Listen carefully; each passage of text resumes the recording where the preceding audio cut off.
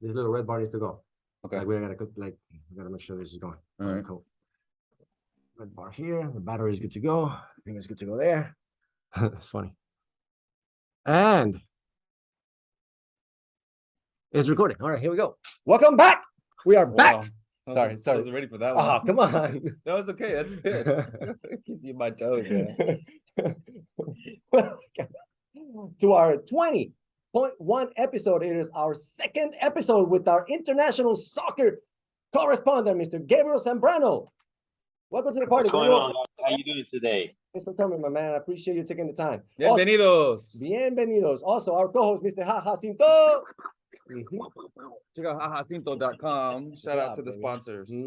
Get it. We got more coming.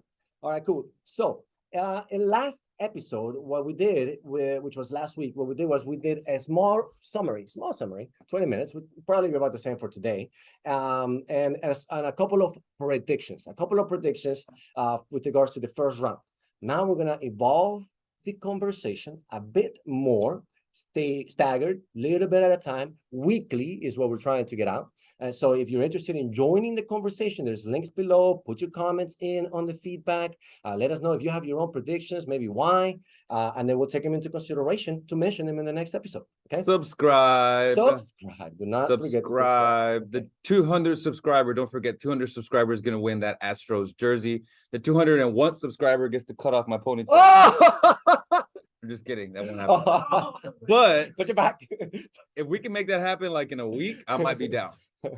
I'll tell you what, I'll cut my hair off at the 1,000 subscriber. Whoa. What's up? Whoa. What's up? 1,000 subscriber. Who wants it? I'll drink to that. Maybe I'll take it back. Not yet. Maybe we can talk to my uncle, and if you promise that, yes, I'm pretty sure he'll make it happen. I'm finally getting to press the channel. That's a good one. I like it. I'm pretty sure he'll do the income tax and then make you subscribe to the channel, and then he'll cut your hair. That's a deal. Ooh, man, if we can get it done by this tax season, that'll be amazing. It'll be awesome. Get several goals at the same time on that one. Shoot. By Thanksgiving, you leave without hair. Okay. All right. So, first, I think we'll let Jacinto ask. I think you mentioned you had some questions before we even started this whole thing. So, I mean, unless, Gabriel, you have something you're like, I have to share something before any questions come up, I would say maybe some questions, and then now the folks can start formulating questions. We'll go with more. Yeah, I think that'd be great, Gabriel. If you could give us a breakdown of what your background, what you do, and then what how you're gonna present this information to us. Well, Jacinto, my name is Gabriel. I'm from Ecuador. I was born in the United States, but you can tell I'm no gringo. I have an accent. I look Latin, so I cannot say, "Hey, I'm American." I'm from Ecuador. It's plain and simple. Why am I the soccer correspondent? Dude, I read a lot about soccer. I watch soccer games. You can ask me about maybe the 10 more important soccer leagues, and I know them. I've seen the games. I know the stadiums. I know the teams, the coaches, the players. Soccer is the game that I live for. Although I love baseball, I love football, boxing, and tennis. Just last week, Roger Federer decided to retire. Right. But I read a lot about soccer. Why do I read a lot? I think the main reason is baseball. Baseball is all about statistics, and that got me into. I wanted to know what players, how many shots on target do they get, how many kilometers they run on a game. And I started reading, and there are so many people that handle these statistics, and you can read about it. So I just read a lot about soccer. If you can see on my computer, I'm gonna show it to you. But I can't actually see it. I have a background, but on my computer, I have a soccer page which is called Fichajes. So, Fichajes, I love that page because it gives you the news, but a summary of the news. Like, let's say they talk about Messi and what happened in that game. It gives you 4 or 5 lines at the most. So you can know about soccer in maybe, you can read about soccer from a week in maybe 10 minutes at the most. Now, So Gabriel, that's why I love soccer. That's why I talk about soccer, and anything you want to ask me about soccer, I'm pretty sure that I know it. If I don't know it, I'm going to make it up, and then I'm going to correct myself next week. So Gabriel, can you just like we're Spanish speakers, so we understand you perfectly, but can you say the name of that website again? Because I don't think people or spell it for us. Fichajes, FICHAJES.com. We have a board over here because it looks like Robert's like he's like going to the restroom or something, but I swear he's over here writing this stuff down. So we're gonna break down. Oh yeah, so virtual reality people, don't forget you can move around the screen. We're not stuck right here, so you can see what we're writing over there. Yes, that's right. So So you can see and experience. Fichajes. Fichajes. Okay. Fichajes. Hey, and Gabriel, let me ask you, did you play soccer as a youth? Of course, I did. I played left wing, center midfield, number 9, all defense positions. In order for me to talk about soccer, you need to know how to play. That way you can understand what the players are doing, how it affects each of the motions that they make. So I did play. I don't play anymore. I played eventually, like, for charities, for foundations. I'm just kidding. I just play it every once in a while, not that often. See, I think that's very important. That's a really big. I don't want to say. This is what's happening in the other sports right now. The reporters are getting pushed aside, and they're hiring former athletes now to be reporters, because we don't want to hear from a person who's never played the sport. We don't want someone who's writing about it. We want someone who's actually been in the trenches, who knows how it feels to actually strap on, get in there, and actually give everything you have for a common goal. So I love that you used to play, so you have some real experience. Yeah, you have to. I mean, I'm okay if you hire a former soccer player or a former athlete, but you have to respect the profession. In order for you to be a commentator or a reporter, you have to go to school. You have to go to school because you have to know how to speak, how to write, how to inform, how to investigate. And those things, yes, you can learn it on your day-to-day activities, but you have to go to school. Those reporters, they go to school. Maybe they don't play soccer, maybe they can report, but they cannot analyze it as well as a former soccer player. Right. Question. What about Yes, sir. the School of Hard Knocks? Can you get into, does that one allow for the profession to be okay? That's what we're working with, is that we're going and we're learning one step at a time. So I didn't learn to be a reporter, but I'm here trying to get a little bit more about how to go through this. I played soccer, but I don't read soccer. Hard Knocks goes into the life of a football team. They don't do it. Actually, Barcelona, Real Madrid, and Arsenal, I think they have their own documentaries about how they their day-to-day, their training, what they do. And actually, Arsenal has it because I think they're the only team unbeaten and champion. Maybe, I think it was 2003, 2004. They're called the Invincibles. They didn't lose a game the whole season. So Okay. that's a record. All right. Good initial questions, I think. I still have a lot more about soccer. Beautiful. Hey, keep them coming, because Yeah. I want to know something about each of you. Oh, okay. I wasn't ready for that. What's up? Who's your favorite for the World Cup? Who's your favorite? Oh, okay. I would say I have 2, USA and Ecuador. Bam. That's it. Who else? Well, I mean, Mexico is also pretty good. I would say it's in my range of circles of people that I know are from Mexico and things of that nature. I mean, what about you? What you got? How about you, Jacinto? See, I played American football, Mm. right? So that's why for me, I feel like I'm the perfect person to be in this room right now, because I'm that complete other side where I don't understand soccer. When I was playing football, baseball, track, everything else except soccer in high school, one of the reasons was because it was the dorky guys. The dorky guys were playing soccer. So I was like, I don't want to play that sport. But then I was like, man, I started seeing like how much money those professional soccers. I'm like, why didn't I play soccer, man? Like, that sounds awesome. So for me, I don't know anything about the game other than you kick the ball in the hole, right?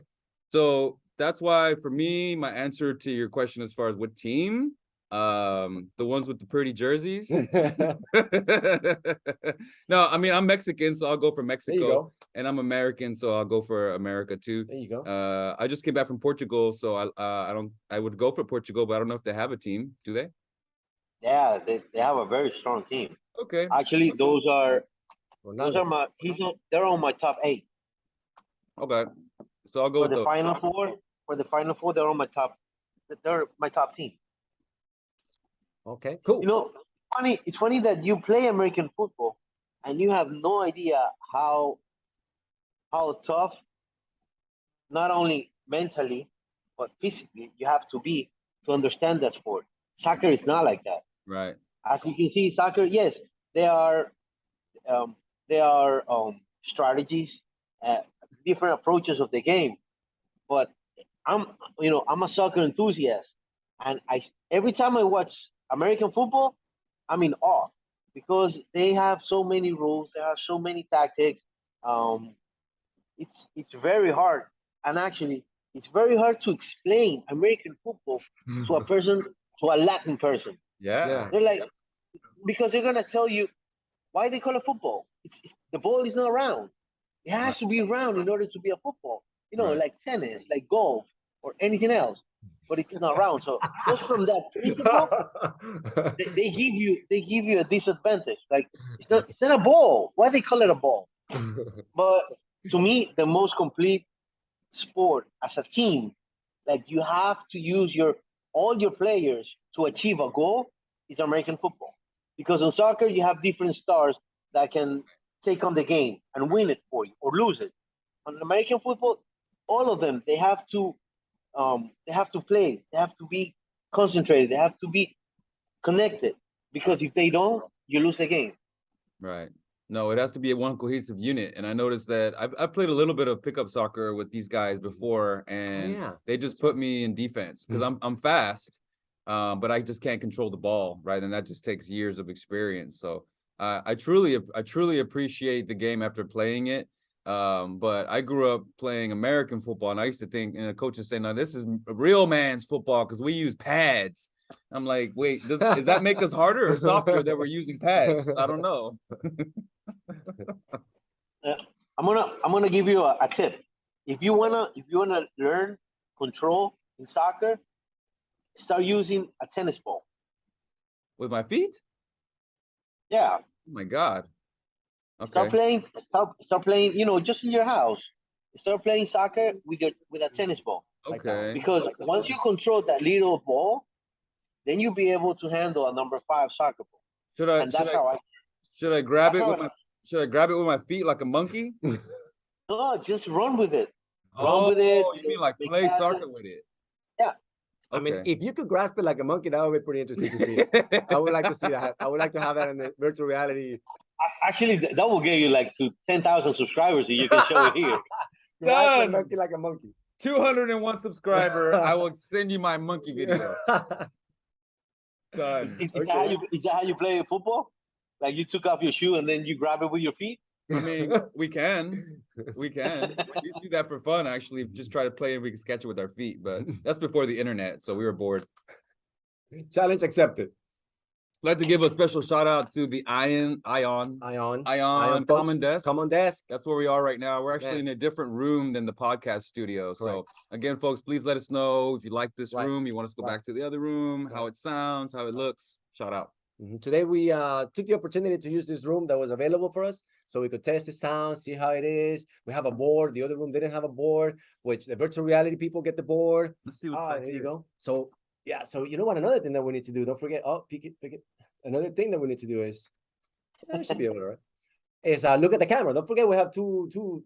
Yeah, that's right. We're over there, but we're over here. So we have to be mindful about that.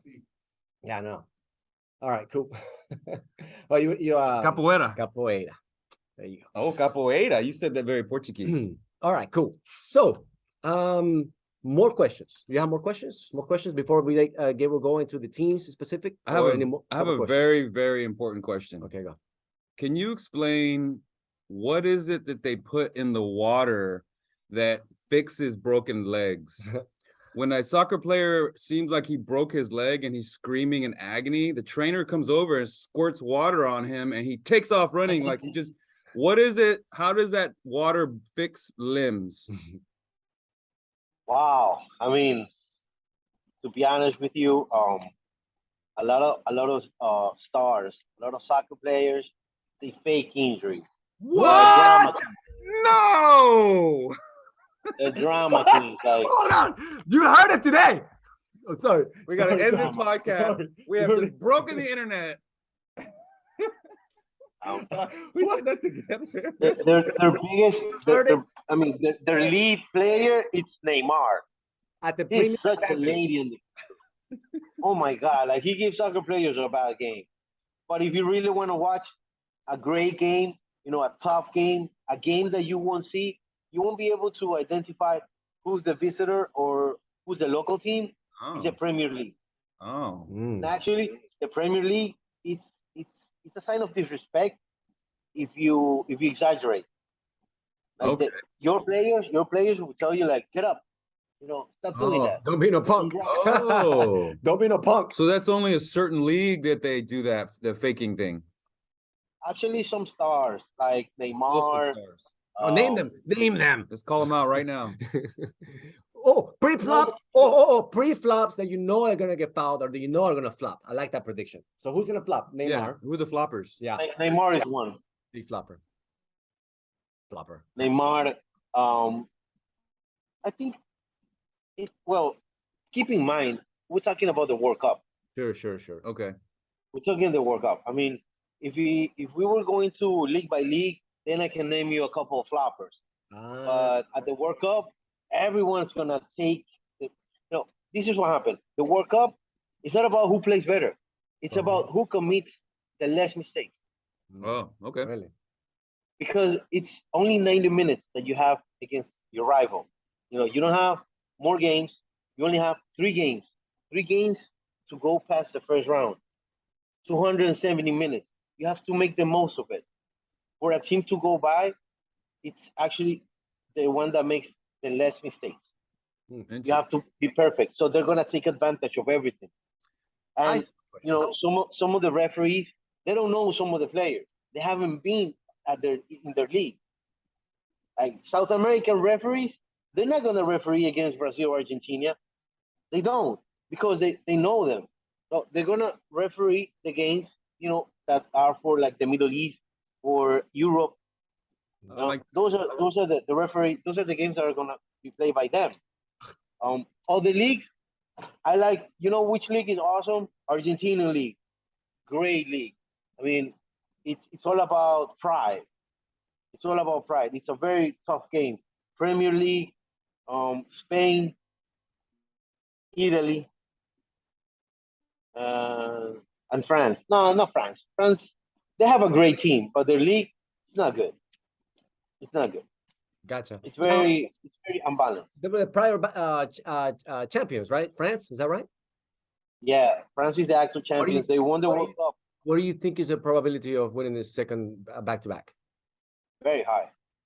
Do you think they're gonna go? But my impression is that World Cup repetitive. Like once you go to the next one, they don't have the same pressure to kind of qualify. You know what I mean? Because they're already automatically in.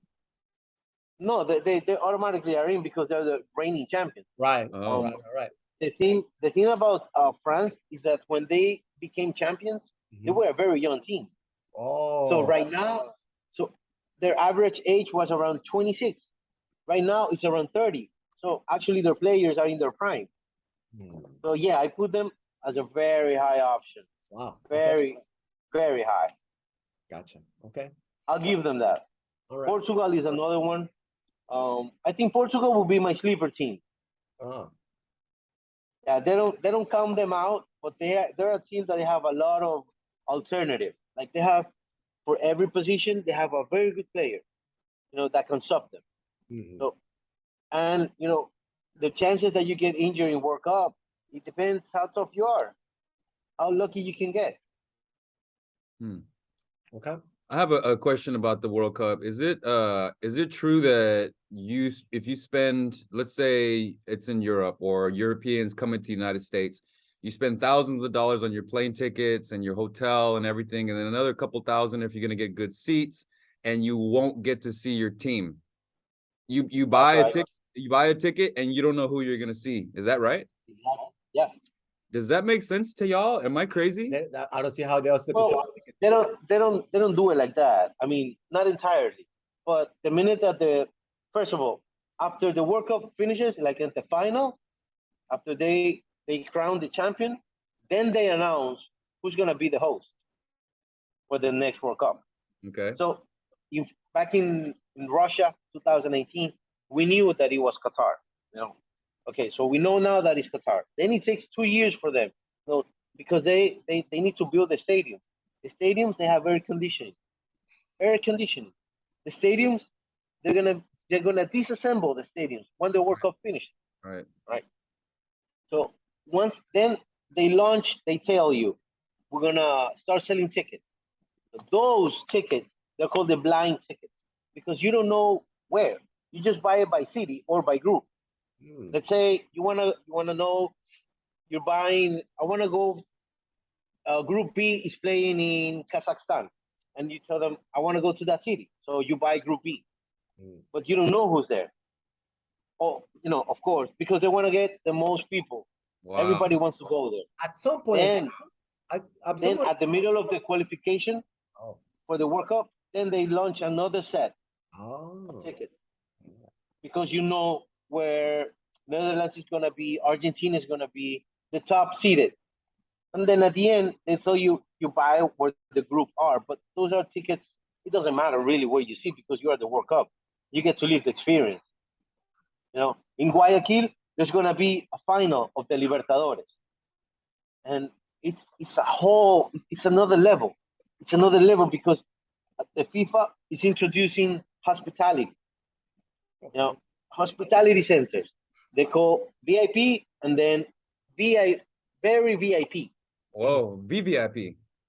VVIP. So, you know, you buy it, you're gonna spend more money, but you get the chance to be next to the president of FIFA, Gianni Infantino, former soccer stars like Luis Figo, or maybe, I don't know, Fernando Redondo, or Fernando Gago, or Luis Enrique. I mean, you get to meet famous players that famous people. Yeah, famous people.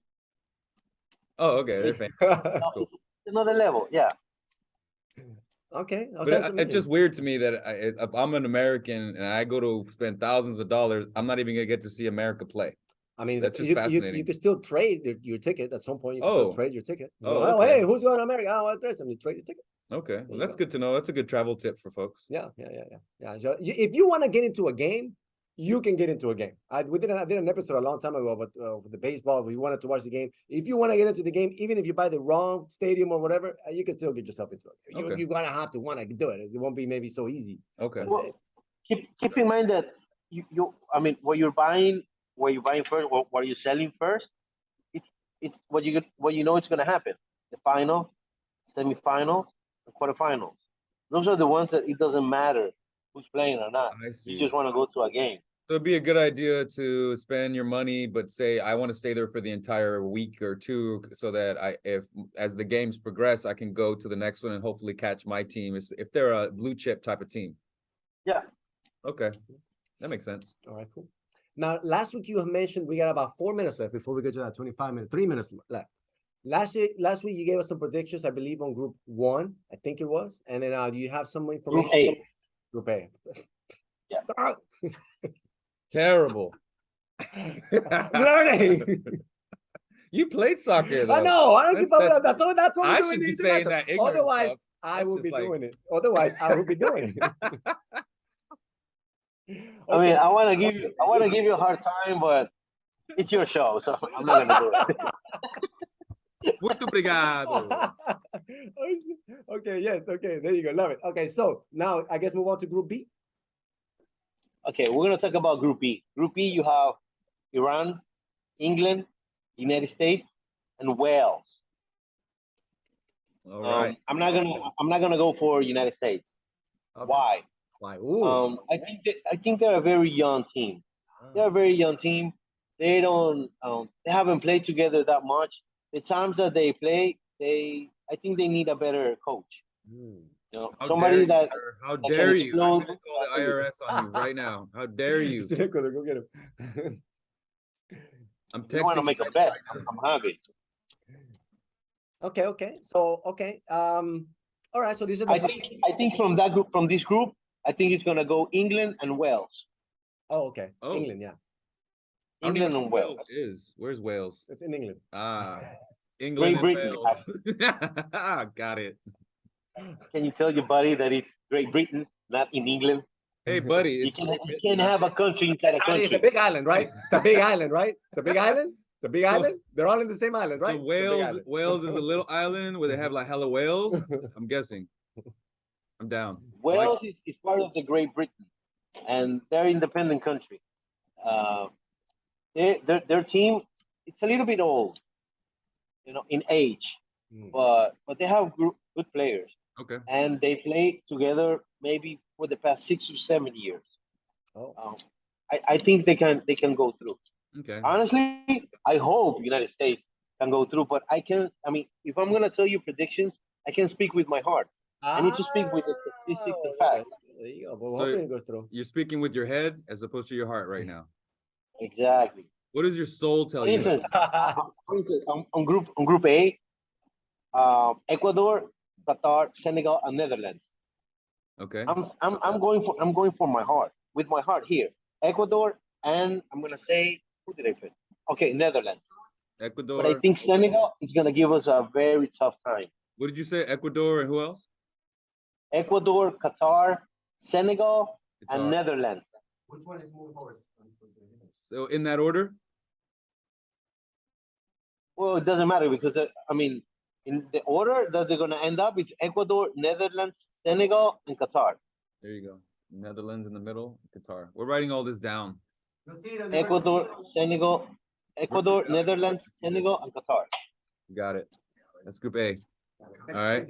And then group B, you said was going to be England and then Wales and then Yeah. United States, maybe. And Iran. And Yes. Iran is going to be last. So Iran is the worst team out of them. Yeah. I mean, they don't have a very good league. They don't play international soccer as much as the others. They don't have as much water. Maybe that's why. Maybe. I mean, if you talk about it, you have two Shout out groups. to the Ion coming desk. I'm here. You have two groups. That I think they're very tough. You know, you can't choose one or the other. Yeah. Group F, it's gonna be Belgium, Morocco, Canada, and Croatia. Hold on. We're getting a little bit ahead. We're giving up the next episode.